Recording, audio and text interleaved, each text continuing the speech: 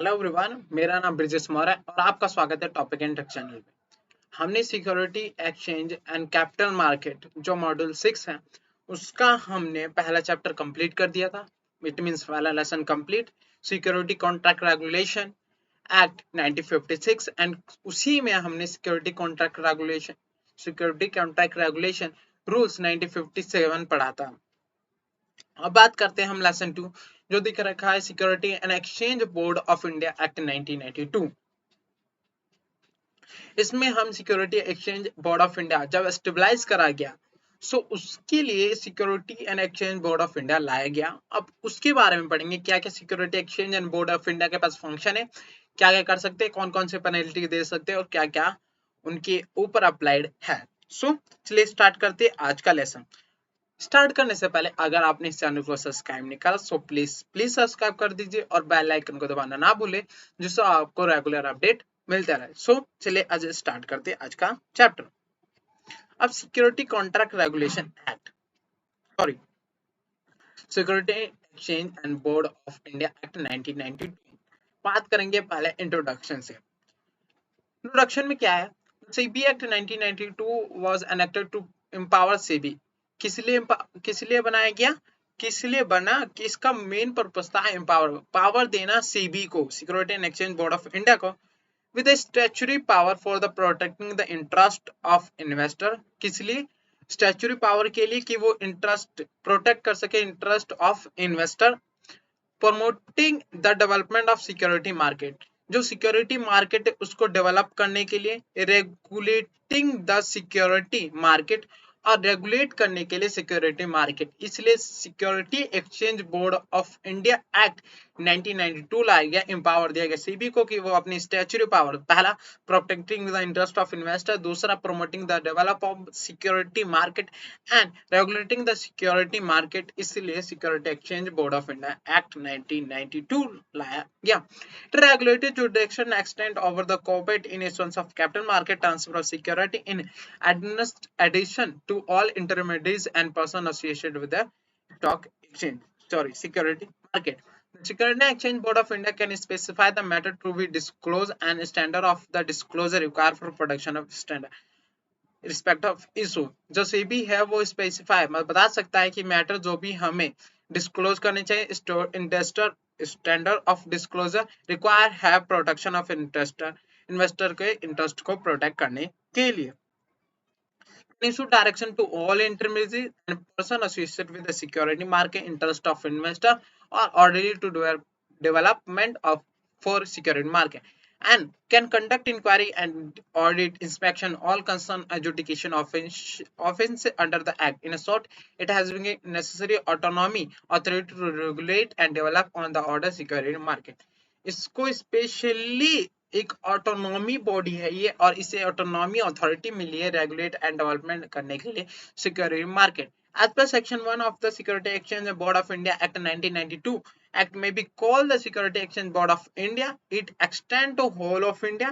It shall be deemed to come into force 30th day of January 1992 में इसे लाया गया।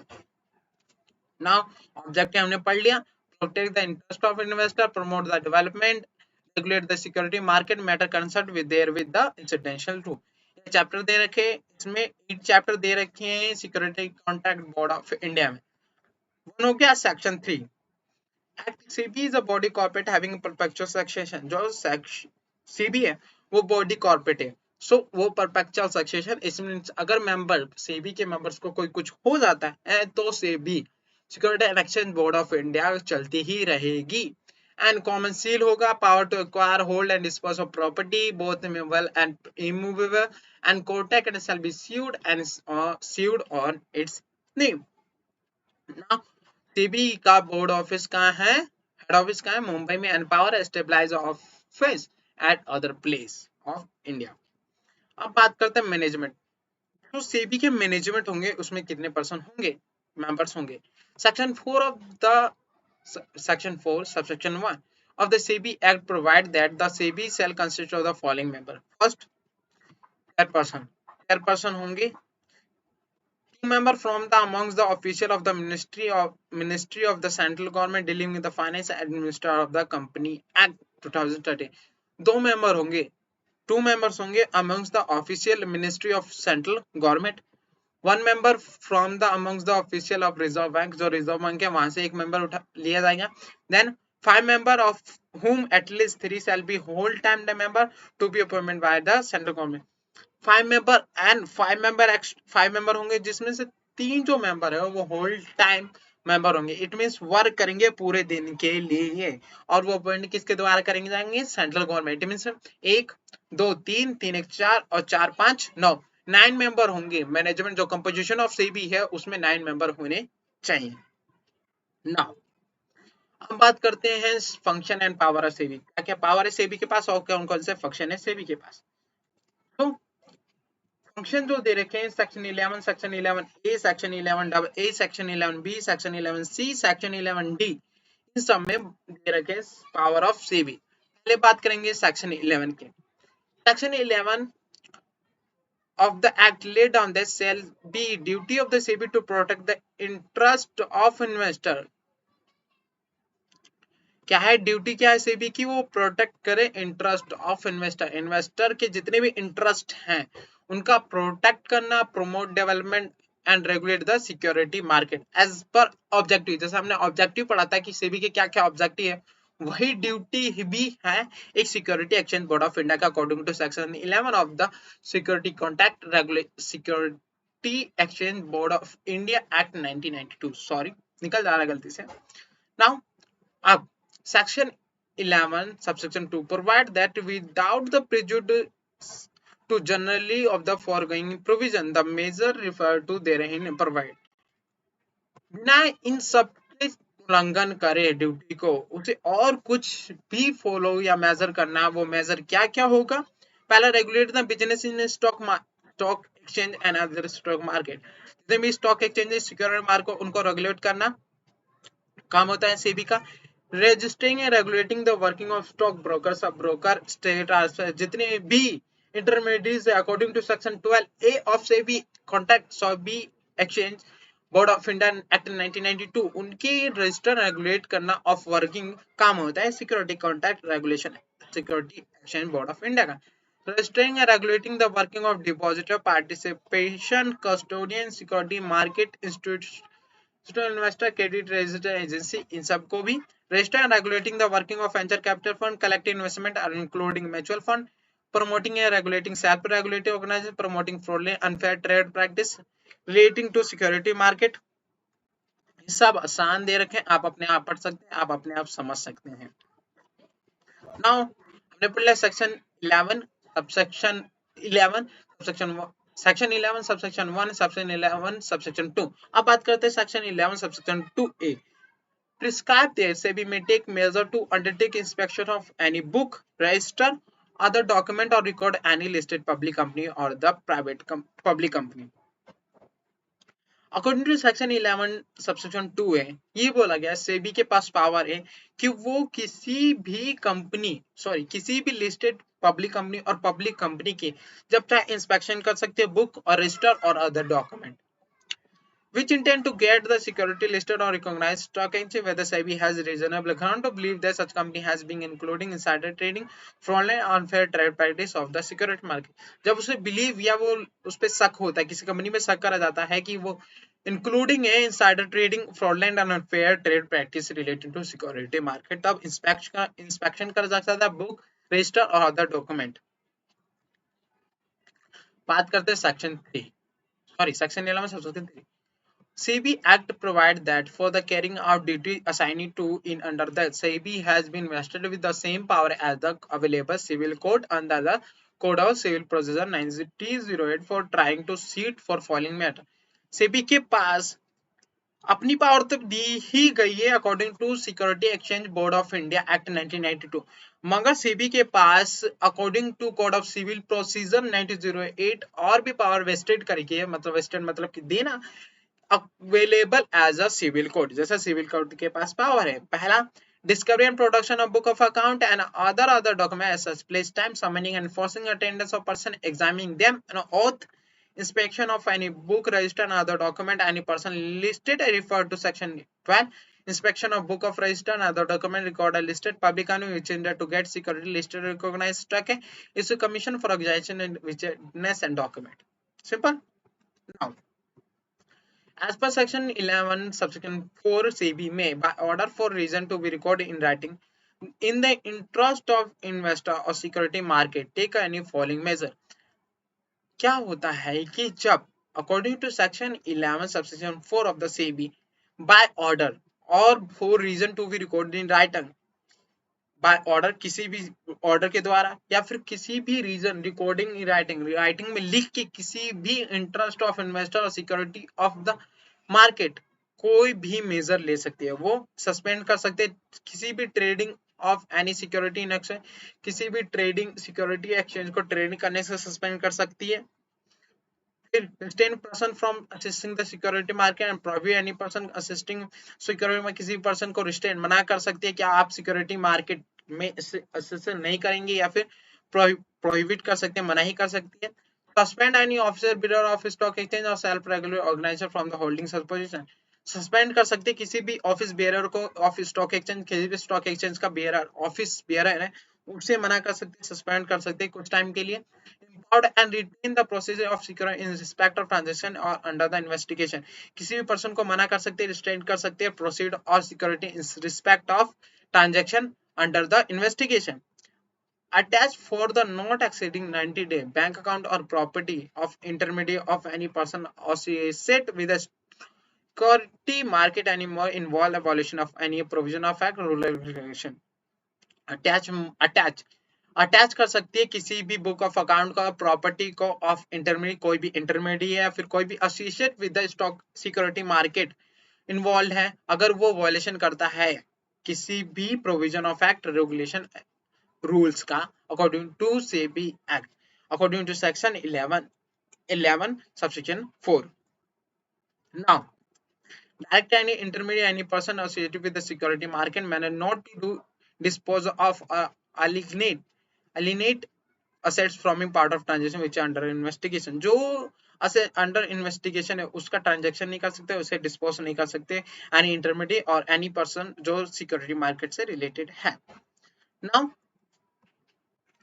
Section 11 subsection 5 act authorize SEBI to disgorge the amount pursuant to direction under section 11B or section 11 of security contract regulation or 90 depository act under the settlement under section 5G or security contract regulation and dispose as the case may be shall credit to the investor prosecution।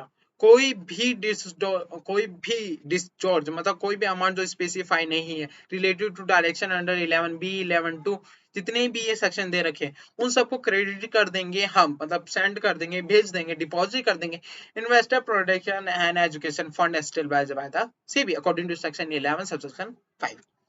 Now section 11A, section 11 हो गया। अब section 11A और section 11AA की बात करते हैं। पहले बात करेंगे सेक्शन 11A।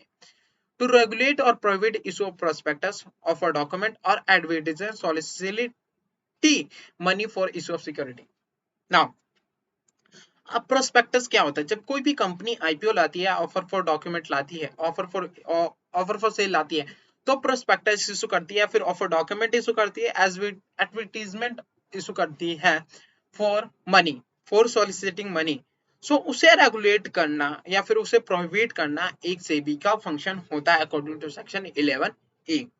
नाउ सेक्शन 11 है subsection 1 SEBI act 1992 provide that without a prejudice of the provision of the company act, किसी भी प्रोविजन ऑफ कंपनी को हानिकारक पहुंचाए हुए for the protection of investor specified by regulation the matter relating to issue of capital transfer security and other matter incidental thereto and the manner in which such matter shall be disclosed by the company by journal or special order prohibit any company from issue prospect, किसी company को मना कर सकती है for issuing prospectus any offer document advertisement soliciting money from the public issue of security or specify the condition subject to provision or document and not provide any issue, या फिर मनाई कर देगी कि आप इशू नहीं कर सकते कोई भी प्रोस्पेक्टस ऑफ डॉक्यूमेंट या एज वेल आप सॉलिसिटिंग मतलब होता है पैसा मांगना फॉर इशू ऑफ सिक्योरिटी या फिर कह सकती है कि आप जो प्रोस्पेक्टस में ऑफर डॉक्यूमेंट में जो कंडीशन या फिर कोई भी एडमिशन उसे चेंज कर दीजिए। चेंज करने के बाद आप इशू कर सकते हैं। That's it according to section 11 A subsection 1 of the SEBI act 1992। Now section 11 double A ये होता है to regulate collective investment scheme. आप इसी बुक का चैप्टर 11 मे बी 11 यस 11 आप सॉरी लेसन 13 सॉरी लेसन 13 में पढ़ेंगे कलेक्टिव इन्वेस्टमेंट स्कीम। जो पूरा चैप्टर देख रहे हैं उसमें हम सेक्शन 11 डबल ए के बहुत अच्छे तरीके से पढ़ेंगे। कलेक्टिव इन्वेस्टमेंट स्कीम क्या होती है, कौन सी चीज नहीं होती, कैसे रेगुलेट करते हैं, कैसे स्टेबलाइज करते हैं, प्रोसेस, सब चीज के बारे में पढ़ेंगे हम लेसन 19 लेसन 13। सो इसे आगे पढ़ेंगे। अब बात करते हैं section 11 B power to issue direction and levy penalty. According to section 11b of the act provide that SEBI is satisfied after making or causing to be made inquiry due to inquiry that is necessary interest of investor or ordinary development of security market, prevent of affairs of any intermediaries, secure the proper management of any intermediary or person. SEBI may issue such a direction to person or class of person referred to section 11 to associate a security exchange, make any company in respect of matter related to issue of capital transfer or security other matter incidental to appropriate interest of investor as the case may be to power issue direction under these sections and include always be deemed to। Section C भी जो है वो कोई भी causing कोई भी कारण देते हुए कोई भी मैगी करते हुए इंक्वायरी करने के टाइम वो कोई भी अगर वो जरूरी है इंटरेस्ट ऑफ इन्वेस्टर या developing of security, prevent the affairs of any intermediate, कोई भी प्रॉपर मैनेजमेंट ऑफ इंटरमीडिएट या फिर कंपनी, वो इशू कर सकती है डायरेक्टर किसी भी पर्सन को, क्लास ऑफ पर्सन को, किसी भी कंपनी को according to section 11 B of the SEBI act. अब बात करते हैं section 11 C of the SEBI act 1992 security exchange board of India, जो बताया गया इन्वेस्टिगेशन। आम भाषा में आता अब तो पता ही है इन्वेस्टिगेशन होती क्या, जांच पड़ताल करना किसी कंपनी किसी पर्सन के डॉक्यूमेंट किसी पर्सन के रिकॉर्ड किसी बुक ऑफ अकाउंट, जांच पड़ताल करना उसे कहते हैं हम इन्वेस्टिगेशन ना। अब बात कर ग्राउंड फॉर इन्वेस्टिगेशन, कौन कौन से ग्राउंड है जहां इन्वेस्टिगेशन कर सकते हैं SEBI. Section 11C of the Act provide that where the SEBI has a reasonable ground, जहाँ reasonable ground है to believe that the transaction in security are deal with the manner determined to investor or the security market, any intermediary or any person associated with the security market violate any of the provision of this act, rule or regulation. It may at any time order in writing direct any person is specified in order investigation the offer such an intermediate person associated with security to report thereon to SEBI। जब सेबी को लगता है कि कोई reasonable कोई सबसे महत्वपूर्ण काम है, कोई किसी महत्वपूर्ण कारण बिलीव करता है कि कोई भी transaction security deal with manner और डिटरमिनेट इन्वेस्टर सिक्योरिटी मार्केट या फिर कोई भी इंटरमीडिएट या फिर कोई भी एसोसिएशन ऑफ पर्सन या पर्सन एसोसिएटेड है जो सिक्योरिटी मार्केट से कोई भी रूल रेगुलेशन या फिर एक्ट ऑफ सेबी एक्ट या फिर से कोई से भी एक्ट ऑफ द सेबी उसका उल्लंघन कर रहा है, उसको सही से एप्लीकेबल नहीं कर रहा, तो सेबी क्या करेगी, वो राइटिंग में ऑर्डर लिखेगी या डायरेक्ट करेगी इन्वेस्टिगेशन अफेयर्स, किसी भी इंटरमीडिएट किसी भी कंपनी के अफेयर्स या तो काम काज को चेक करने के लिए वो इन्वेस्टिगेशन कर सकती है, ऑर्डर इशू कर सकते हैं according to section 11C। Duty of officer to proceed account and record, आखिर क्या क्या ड्यूटी होगा किसी officer का to proceed an account of record। The duty of every manager, director, officer, employee of the company and the every intermediate or every person associated with the security market to preserve and produce investigation authority any person authorized by him in this way all book of account and other document record of relating to company or the case may be or relating to intermediate such person which are their custody or power। क्या करते हैं, duty होता है कि हर manager का, हर एक managing director, officer और employ of the company and intermediate और कोई भी एसोसिएशन ऑफ पर्सन वो अपने डॉक्यूमेंट को प्रिजर्व करे और प्रोड्यूस कर दे इन्वेस्टिगेशन अथॉरिटी को, जो कि जो पर्सन इन्वेस्टिगेशन करने आया है वो सही तरीके से इन्वेस्टिगेशन और कस्टडी करेगा।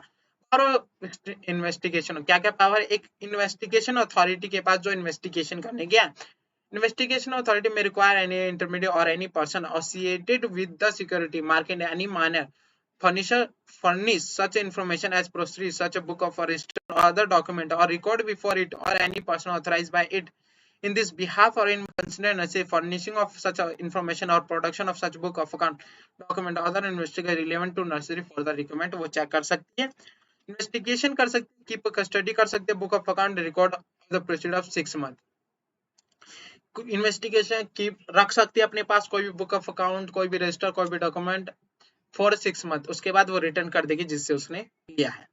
Now examine oath. Any person directed to make investigation may examine on oath.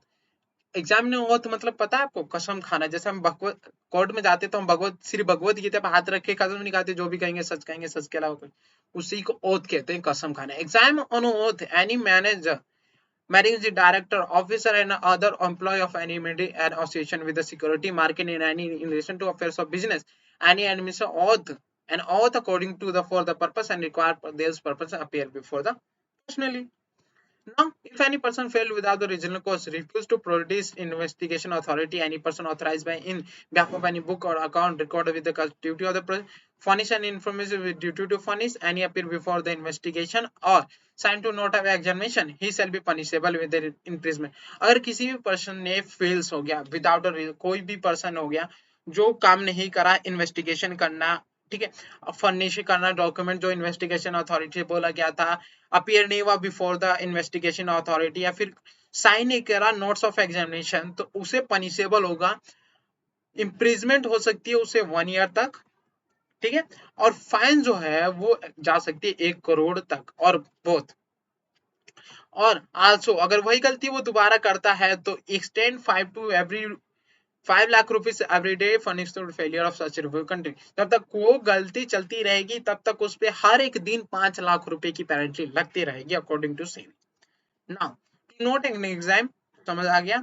Seizure and codes, scissor मतलब होता है अपने पास जब्त करना, एक तरफ से मीनिंग कहे तो जब्त करना होता है seizure of records, where in course of investigation the investigation authority has reasonably ground to believe that book of register other document record or relating to any intermediary or any person associated with the security market in any manner destroyed, alterate or falsified or secret the investigation make application to magistrate or judge or the designated court in a Mumbai as notified by the center of phone or order of seizure or book of account or document and record। अगर investigation authority को investigation करते time लगता है कि जितने भी book of account है, document है या फिर जितने भी रिकॉर्ड है वो डिस्ट्रॉयड कर दिए गए या फिर चेंज कर दिए गए या अल्टर कर दिया गया, गलत है या फिर सीक्रेट छुपाए गए, तो इन्वेस्टिगेशन अथॉरिटी एप्लीकेशन देगा मैजिस्ट्रेट या फिर जज ऑफ कोर्ट इन मुंबई, और उसे बाय नोटिफिकेशन जितने भी रिकॉर्ड बुक ऑफ अकाउंट और डॉक्यूमेंट है उन्हें सीज कर लेगा अकॉर्डिंग टू ऑर्डर। नाउ ये हमने पढ़ रखे हैं ऊपर। अब बात करते हैं case and desist proceed according to section 11D deal with the case and desist power of the SEBI if SEBI find after the causing inquiry be made that any person has violated or likely to violate any of the provision or rule or regulation made thereunder, it may pass order require such person to cease and desist from the committed or causing such violation. However, the SEBI shall not pass such order as they think or company, public company which intend to get the security list on recognized SEBI reasonable ground to believe that such company has included insider market trade कि cease and desist मतलब खत्म कर देना, और उसी desist मतलब भी वही होता है, बस थोड़ी अलग मीनिंग होती है। सीज एंड डिसिस्ट कर देना कि अगर लगता है कोई भी इंटरमीडिएट या कोई भी पर्सन इंक्वायरी करने के बाद अकॉर्डिंग टू सेबी गलती करी है, वायलेट कर रहा है, उसको सीज एंड डिसिस्ट का ऑर्डर दे दिया जाएगा अकॉर्डिंग टू सेक्शन 11D। सो आज के लिए इतना ही काफी। इसमें ये बता रखा है रजिस्टर ऑफ इंटरमीडिएट, ये सब रजिस्ट्रेशन करने की जरूरत है। अब हम नेक्स्ट वीडियो में provision of manipulation and deceptive and insider trading etcetera की बात करेंगे। सो मिलते हैं नेक्स्ट वीडियो में। Thank you so much for watching this video. If you learn from my video of something, learn from my video, so please subscribe and press the bell icon for updating video. Thank you so much.